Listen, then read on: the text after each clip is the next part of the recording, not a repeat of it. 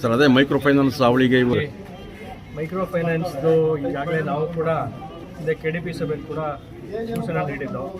ಅದಕ್ಕೆ ಹಿಂದೆಯೇ ನಾವು ನಮ್ಮ ತಹಸೀಲ್ದಾರ್ಗೆ ಗೈಡ್ಲೈನ್ಸನ್ನು ಕೊಟ್ಟು RBI ಕೂಡ ಲೆಟರ್ನ ಬರೆದು RBI ಸಮ್ಮುಖದಲ್ಲೇ ಮೀಟಿಂಗ್ ಆಗ್ತದೆ ಅಂತ ನಾನು KDP ಕೂಡ ನಾನು ತಿಳಿಸಿದ್ದೆ. ಜೊತೆಗೆ ನಮ್ಮ ಸ್ಟೇಷನ್ಗಳಲ್ಲೂ ಕೂಡ ಅವರನ್ನ ಕರೆಸಿ ಮೀಟಿಂಗ್ ಮಾಡುವಂಥ ಕೆಲಸ ನಮ್ಮ ಭಾಗದಲ್ಲಿ ಪ್ರಥಮವಾಗಿ ಆಗಿರೋಂಥದ್ದು ತಾವೆಲ್ಲರೂ ಕೂಡ ನೋಡಿರ್ತಾರೆ. ಆದರೂ ಕೂಡ ಇವತ್ತಿನ ದಿವಸ ಮಲ್ಕೊಂಡಿಲ್ಲಿ ಒಂದು ಸಾವಾಗಿರೋಂಥದ್ದು, ಅದಕ್ಕೆ ಸಂಬಂಧಪಟ್ಟಂಥ ಸಾವು ತುಂಬ ನೋವಾಗ್ತದೆ.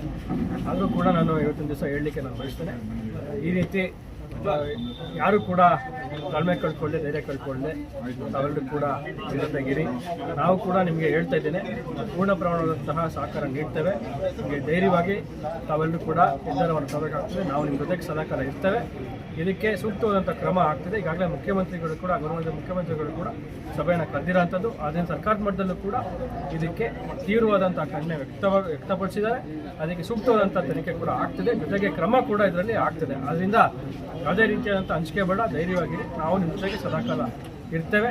ಆದ್ದರಿಂದ ಮುಂಬರುವ ದಿನಗಳಲ್ಲಿ ಸೂಕ್ತವಾದಂಥ ಕ್ರಮವನ್ನು ನಮ್ಮ ತಾಲೂಕಿನಿಂದಲೇ ನಾವು ಪ್ರಾರಂಭವನ್ನು ಮಾಡ್ತೇವೆ. ನಮ್ಮ ತಹಸೀಲ್ದಾರ್ ಈಗಾಗಲೇ ಹೇಳಿದಂತೆ RBIನವ್ರನ್ನ ಕರೆಸಿ ಮೀಟಿಂಗನ್ನು ಮಾಡ್ತಾ ಇದ್ದಾರೆ. ನಾನು ಕೂಡ ಮೀಟಿಂಗಲ್ಲಿ ಭಾಗಿಯಾಗಿ ಅವರಿಗೆ ಸೂಕ್ತ ನಿರ್ದೇಶನವನ್ನು ನೀಡಿ ಕಠಿಣ ಕ್ರಮವನ್ನು ತಗೊಳ್ಳಿಕ್ಕೆ ನಾವು ಪ್ರಾಮಾಣಿಕ ಪ್ರಯತ್ನವನ್ನು ನಾವು ಮಾಡ್ತೇವೆ ಅಂತ ಸಂದರ್ಭದಲ್ಲಿ ಹೇಳಲಿಕ್ಕೆ ನಾನು ಬಯಸ್ತೀನಿ. ದಿವಸ ನೋಡಿ, ಇದೇ ಬುಧವಾರ ಭೇಟಿಯನ್ನು ಮಾಡಿ ಈ ವಿಚಾರ ಬಗ್ಗೆ ಚರ್ಚೆಯನ್ನು ಮಾಡಿ ಯಾವ ರೀತಿ ಪರಿಹಾರವನ್ನು ಕೂಡ ನಾವು ಕುಟುಂಬಗಳಿಗೆ ವಿತರಣೆ ಮಾಡೋದು, ಅದಕ್ಕೆ ಕೂಡ ಚರ್ಚೆಯನ್ನು ಮಾಡಿ ಸೂಕ್ತ ನಿರ್ಧಾರವನ್ನು ಸರ್ಕಾರದ ಮಟ್ಟದಲ್ಲಿ ನಾವು ತಗೊಳ್ಳಿಕ್ಕೆ ಪ್ರಾಮಾಣಿಕ ಪ್ರಯತ್ನ ನಾವು ಮಾಡ್ತೇವೆ.